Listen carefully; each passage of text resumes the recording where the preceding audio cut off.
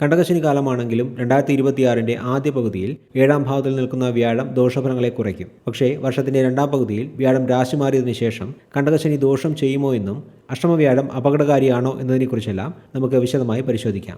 വീട്, വാഹനം, മാതാവ് എന്നിവയെ സൂചിപ്പിക്കുന്ന 4ാം ഭാവത്തിൽ ശനി സഞ്ചരിക്കുന്നതിനാൽ വീട് പണി നടക്കുന്നവർക്ക് അതിൽ തടസ്സങ്ങളുണ്ടാകും. വീട്ടിൽ മനസ്സമാധാനക്കുറവ് അനുഭവപ്പെടും. വാഹനത്തിന് ഇടയ്ക്കിടെ അറ്റകുറ്റപ്പണികൾ ഉണ്ടാകും. അതേസമയം രാഹു 3ാം ഭാവത്തിൽ സഞ്ചരിക്കുന്നത് ധനുക്കൂറുകാർക്ക് വലിയ ആശ്വാസമാണ്.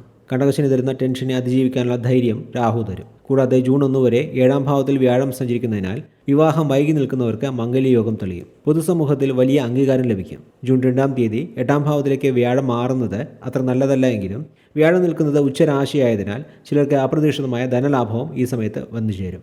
ഡിസംബർ 5 വരെ രാഹു 3ാം ഭാവത്തിലും കേതു 9ാം ഭാവത്തിലും നിൽക്കുന്നതിനാൽ എന്ത് തടസ്സങ്ങൾ വന്നാലും അതിനെ മറികടക്കാൻ സാധിക്കും. വ്ളോഗർമാർക്കും ഓൺലൈൻ ബിസിനസ് ചെയ്യുന്നവർക്കും സാമ്പത്തിക നേട്ടങ്ങൾ അധികം ലഭിക്കും. ജോലി സംബന്ധമായ കാര്യങ്ങളെക്കുറിച്ച് നോക്കുമ്പോൾ 4ലെ ശനി കാരണം ജോലി സ്ഥലത്ത് മനസ്സമാധാനം കുറയും. എന്തിനാണ് ഇത്ര കഷ്ടപ്പെടുന്നത് എന്ന് തോന്നും. പക്ഷേ 3ലെ രാഹു വെല്ലുവിളികളെ ഏറ്റെടുത്ത് വിജയം നേടാൻ സഹായിക്കും.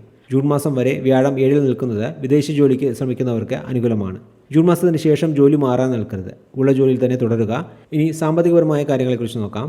ജൂൺ മാസം വരെ പണത്തിന് വലിയ ബുദ്ധിമുട്ടുണ്ടാവില്ല. വ്യാപാര വ്യവസായ രംഗത്തുള്ളവർക്കും ലാഭം അധികരിക്കും. എന്നാൽ ജൂൺ മാസം മുതൽ കയ്യിൽ വരുന്ന പണം പെട്ടെന്ന് ചിലവായി പോകും. ഷെയർ മാർക്കറ്റിൽ വലിയ നഷ്ടം വരാനും സാധ്യതയുണ്ട്. വീട്ടിലെ സമാധാനം നഷ്ടപ്പെടുന്ന രീതിയിൽ ചെറിയ കാര്യങ്ങൾ പോലും ഊതിവീർപ്പിക്കപ്പെടും. ആരോഗ്യപരമായ കാര്യങ്ങളെക്കുറിച്ച് നോക്കുമ്പോൾ ശ്വാസതടസ്സം, നെഞ്ചരിച്ചൽ എന്നിവ വരാൻ സാധ്യതയുള്ള സമയമാണിത്. മൊത്തത്തിൽ നോക്കുമ്പോൾ 2026 ധനുക്കൂറുകാർക്ക് ഗുണദോഷ സമ്മിശ്രമായ വർഷമാണ്. ജൂൺ വരെയുള്ള അനുകൂല സമയം പരമാവധി ഉപയോഗപ്പെടുത്തിയാൽ ഈ വർഷം മികച്ചതായി മാറ്റാൻ സാധിക്കുന്നതാണ് എന്ന് പറഞ്ഞുകൊണ്ട് ഈ വീഡിയോ ഇവിടെ നിർത്തുന്നു. അടുത്ത വീഡിയോയിൽ കാണുന്നതുവരെ എല്ലാവർക്കും നന്ദി, നമസ്കാരം.